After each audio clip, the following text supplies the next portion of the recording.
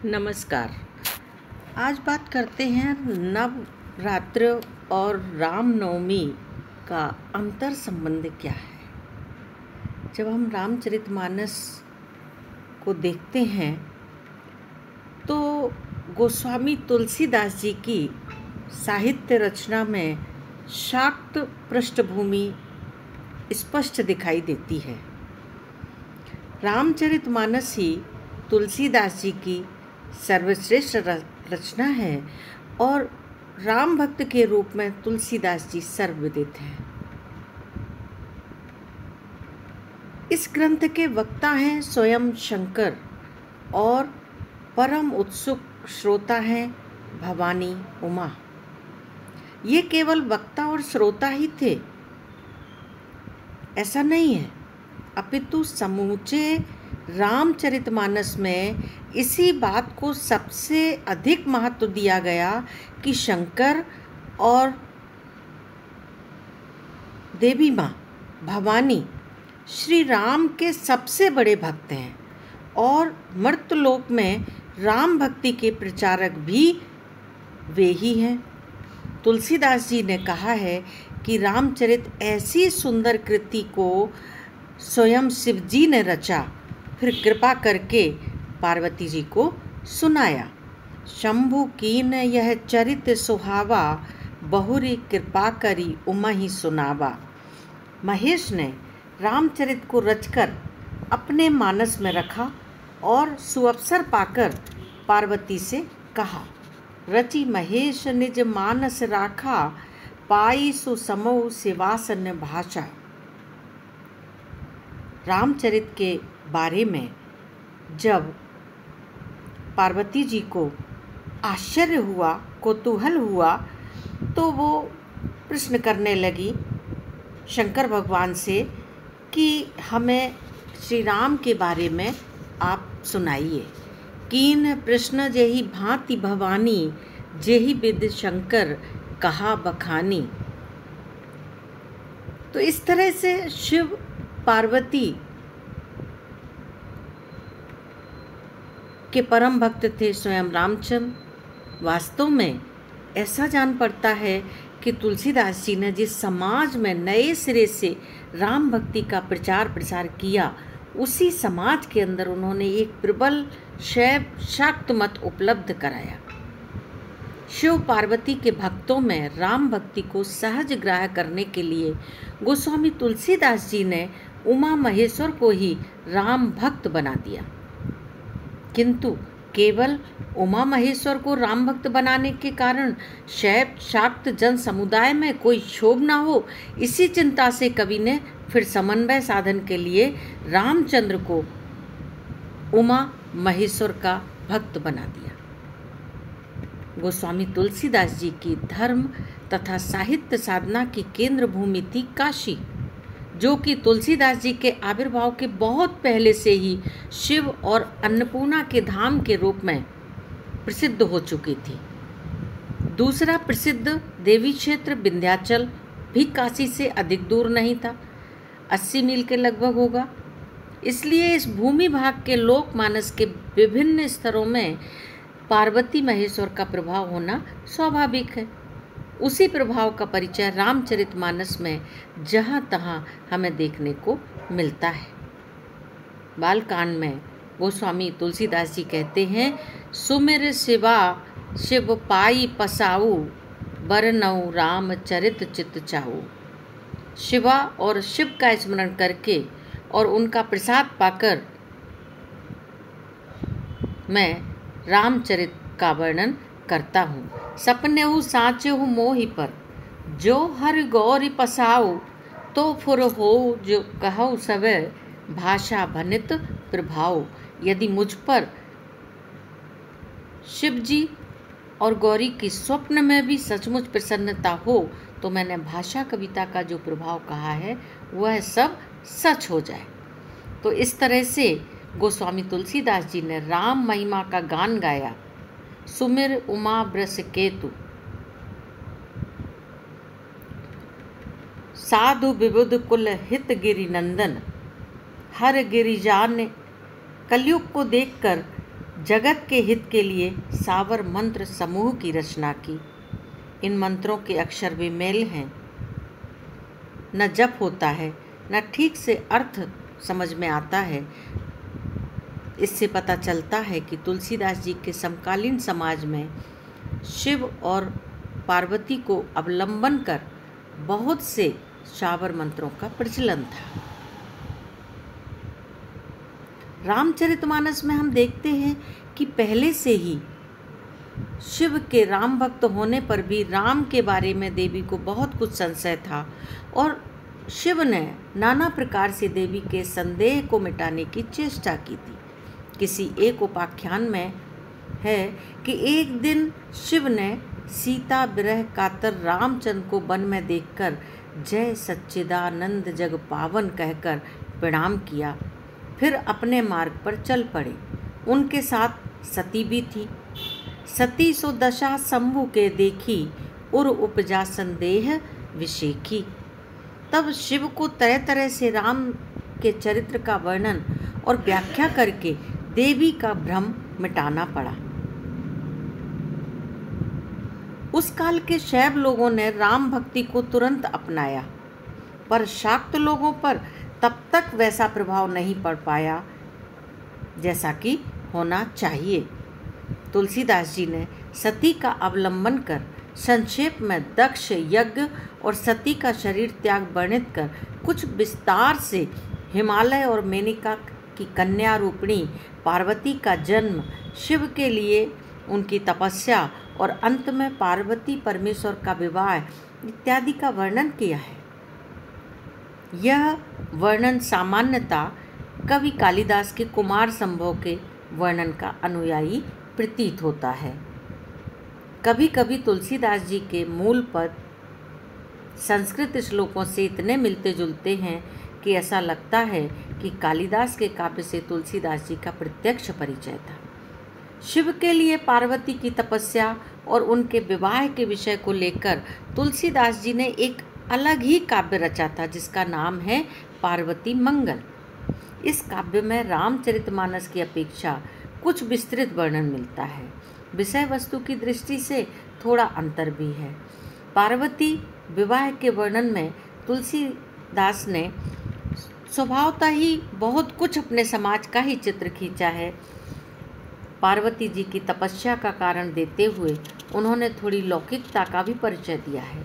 कुमार संभव में है कि एकदा स्वेच्छागति नारद पिता के पास उस कन्या को देखकर बोले, विशुद्ध प्रेम युक्ता यह कन्या महादेव की अर्धांगिनी होगी। रामचरितमानस में हम देखते हैं कि एक दिन देवर्षि नारद हिमालय के घर पधारे तो पर्वतराज और मेनका ने पुत्री उमा को बुलाया। उमा ने पर्वतराज और मेनका के कहने से देवर्षि के चरणों पर सिर नवाया। माता पिता ने कन्या के दोष गुण के बारे में मुनि से पूछा। पहले गुणों की बातें कहकर नारद ने फिर उमा की हस्तरेखा विचार कर 2-4 अवगुण भी कहे। अगुण अमान मातु पितुहीना, उदासीन सब संशय छीना। जोगी जटिल अकाम मन, नगन अमंगल वेश। अस स्वामी यही कह मिलहि, परी हस्त असिरेख। इन अवगुणों को मिटाने के लिए नारद जी ने पार्वती को तपस्या का उपदेश दिया। उमा माता को बहुत तरह से समझाकर तप करने के लिए चली गई। पार्वती मंगल में भी इसी के अनुरूप वर्णन है। नारद ने कहा, मोरे हूँ मन अस आओ, मिले बर बाउर। नारद की यह बात सुनकर उमा आप ही माता पिता को समझाकर तपस्या के लिए चल पड़ी। अब शिव पार्वती के विवाह के अवसर पर बंगाली कवियों ने मेनका और उनकी पड़ोसिनों के मुँह से अशुभ नारद को अच्छी तरह भला बुरा सुनवा दिया और तुलसीदास जी ने भी बिल्कुल कसर नहीं छोड़ी। आप देखते हैं कि किस तरह से वर्णन किया है। तुम सहित गिरते गिरो, पावक जरो जल निध मह परो। घर जाऊ अपजसु हो, जग जीवन विवाह न हो करो। इसी के बाद उन्होंने नारद को भी भला बुरा कहा। नारद कर में काह बिगारा, भवन मोर जिन बसत उजारा।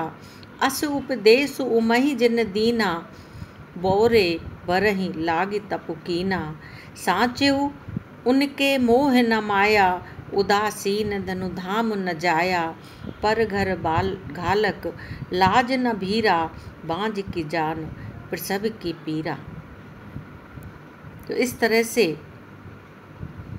प्रेत बेताल बराती भूत भयानक, बरद चढ़ावर बाउर सबई सुबानक।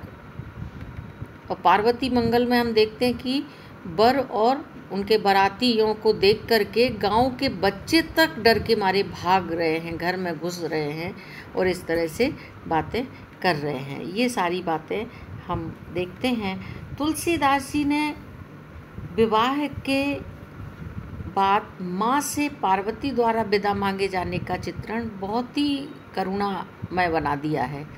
विदा लेने से पहले उमा बार बार अपनी माता जी के हृदय से जा लिपटती हैं और उनके चरणों को पकड़कर गिर पड़ती हैं। वात्सल्य प्रेम का यह चित्र अद्भुत बन पड़ा है। उमा सब स्त्रियों से मिल भेंट कर फिर अपनी माता के हृदय से जा लिपटी। पुण्य पुण्य मिलती परति गही चरना, परम प्रेम कछु जाई न बरना। सब नारिन मिली भेंट भवानी, जाई जननी और पुण्य लपटानी। बाद में उमा को जाना ही पड़ता है और इस तरह से माँ आशीर्वाद देती हैं और इस तरह से जननी बहुर मिली चली, उचित आशीष सब काहू दई। फिर बिलोकति मातु तन, तब सखी ले शिव पह गई। इस तरह से बहुत सारे ये संग सखी सब सुभग सयानी, गावहि गीत मनोहर वानी। हर समीप गिरजाग्रह सोहा, बरन न जाय देखि मन मोहा। मज्जन करिसर सखिन समेता, गई मुदित मन गौरी निकेता। पूजा कीन अधिक अनुरागा, निज अनुरूप सुभग वर मांगा। गौरी पूजा और वर मांगने के अनंतर सीता जी ने बाग में राम लक्ष्मण को देखा और उनके आंसू आ गए और इस तरह से सीता जी वहाँ आईं और माता जी ने उन्हें गौरी की पूजा करने के लिए भेजा। गौरी की पूजा की और इस तरह से सीता जी द्वारा माँ का आशीर्वाद प्राप्त करना भी बड़ा अच्छा प्रसंग है। और फिर इसके बाद ब्रजभूमि में लौकिक देवियों के जो गीत मिलते हैं उनमें भी गौरी देवी से सीता के वर मांगने की प्रतिध्वनि सुनाई पड़ती है। ऐसे एक गीत में लड़कियों के करवा चौथ व्रत करने का वर्णन है। कार्तिक माह की कृष्णा चतुर्थी को करवा चौथ का व्रत लड़कियां करती हैं। इस गीत में लड़कियां गौरी व्रत कर रही हैं दधि के अर्ध से और वे वर मांग रही हैं। अयोध्या जैसा राज्य मांग रही हैं, दशरथ जैसे ससुर मांग रही हैं, कौशल्या जैसी सास, रामचंद्र जैसे पति, लक्ष्मण के समान छोटा देवर, भरत के समान बड़ा देवर। तो इस तरह से मैं तो बरत रही हूँ करवा चौथी, दहीन के अर्घ दिए, मैंने मांगो ये अयोध्या को राज, ससुर राजा दशरथ से। तो इस तरह से विनय पत्रिका में गोस्वामी तुलसीदास जी ने देवी की 2 स्तुतियाँ प्रस्तुत की हैं और वो इस तरह से हैं। दुसह दोष दुख दलन कर, देवी दाया विश्वमूलासी, जन सानुकूलासी, सरशूल धारणी महामूल माया। तडित गर्भांग सर्वांग सुंदर लसत, दिव्य पट दिव्य भूषण विराजे।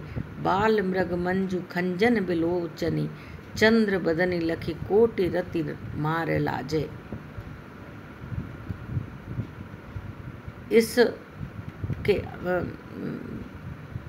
इसमें ऐसी प्रार्थना की है कि हे माँ मोहि प्रण प्रेम, यह निज नेम, राम घनश्याम तुलसी पपीहा कहा है। आप देखिए भागवत पुराण में भी ब्रज की गोप बालिकाओं ने कृष्ण लाभ के लिए कात्यायनी की पूजा की है। भारतीय धर्म साधना में यह एक विचित्र धारा दिखाई पड़ती है कि शक्ति की उपासना ही से पुरुषोत्तम का प्रेम पाया जाता है। शायद इसी चिंताधारा से प्रेरित होकर दुर्गा जी की गोद में कृष्ण को बिठाने का चित्र खींचा गया है। माँ है शक्ति रूपिणी और उन्हीं के हृदय से होता है पुरुषोत्तम का उद्भास। विनय पत्रिका का दूसरा देवी स्त्रोत देखिए। जय जय जग जननी देवी, सुर नर मुनि असुर सेवी, भक्ति मुक्ति दायिनी, भय हरणी कालिका, मंगल मुद सिद्धि सदनी, पर्व शर्व रीस बदनी, ताप तिमिर तरुण तरणी, किरण भालिका। तुलसी तब तीर तीर, सुमिरत रघुवंश वीर, विचरत महि देहि मोह, महिष कालिका। कवितावली में भी देवी संबंधी कई कविताएं गोस्वामी तुलसीदास जी ने लिखी हैं। उनमें से एक में माँ भवानी से करुण आरती प्रकट हुई है। दीन दुखी की तरह बदन मलिन है, मन की आकांक्षा नहीं जाती। श्राद्ध और विवाह के भोजन ही में ताकत होती है। मन सदैव चंचल होता है। सुनाई पड़ती है केवल ढोल और तुरही की आवाज। प्यास तो है पर पानी कहाँ, भूख है पर चना कहाँ। अब केवल भवानी अन्नपूर्णा की शरण लेनी चाहिए। इस तरह से उत्तरकांड के 168 पद देखिए।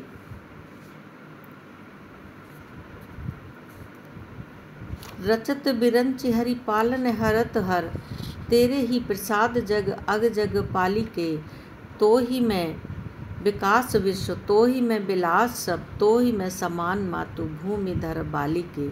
दीजे अब लंब जग दम्ब न विलंब कीजे, करुणा तरंगिनी कृपा तरंग मालिके। रोष महामारी परितोष महतारी दुनी, देखिए दुखारी मुनि मानस मराली के।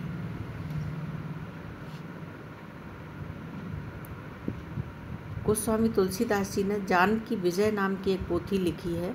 उसमें भी उन्होंने, और ये पोथी प्रकाशित है या नहीं है कह नहीं सकते, लेकिन इसमें इन्होंने शाक्त भावना का अद्भुत वर्णन किया है। रावण के संहार के उपरांत जानकी जी ने कहा कि यह कोई बड़ी बात नहीं हुई, अभी तो सहस्त्रमुखी रावण लंका में है। जब राम लक्ष्मण आदि सभी उसे मारने गए पर असफल रहे, अंत में स्वयं जानकी जी युद्ध में प्रवृत्त हुई और उन्होंने उस महारावण को मारा।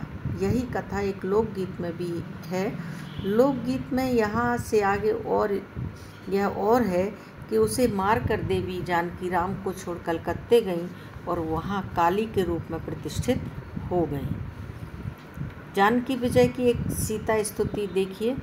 जय जय जग स्वामिन सीय सती, अति चिंत अगोचर ज्ञान गति, परमादि अनंत आनंद भई, स्थिति पालति लय जग को करई, मन इंद्रिय तत्व गुना तम तू, बहुरूप रहे परमात्म तू। तुमरे बल में विधि सृष्टि कृता, समरक्षक विष्णु महेश हता। तुमरे बल शेष धरे धरनी, तुमरे बल तेज तपे तरनी।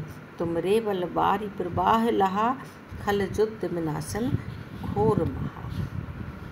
ये स्तुति देवताओं ने की है। इसके बाद एक प्रसिद्ध कवि ने उर्मिला में सीता को शक्ति रूप में देखा है। विभीषण ने लंका विजय का श्रेय सीता को दिया और एक प्रकार से स्तुति करते हुए वे कहते हैं, तुम धन्यास यहो जगदम्बे, जनक सुते बर दे सीते। हे अनिंगते अग्नि शिखे, हे राम धनुर्धर परिणीते। निष्ठा पद दर्शिके दीपिके, रामेंद्रिय पति मनोरमे। राम युद्ध दुर्धर्ष नोदने, प्रतिहिंसे हे सदा क्षमे। रामचंद्र की विजय नहीं है कुछ भी तब जय के आगे, तुमने तो लंका जीती है जननी अकेले ही आगे। इस तरह से श्री राम और सीता जी का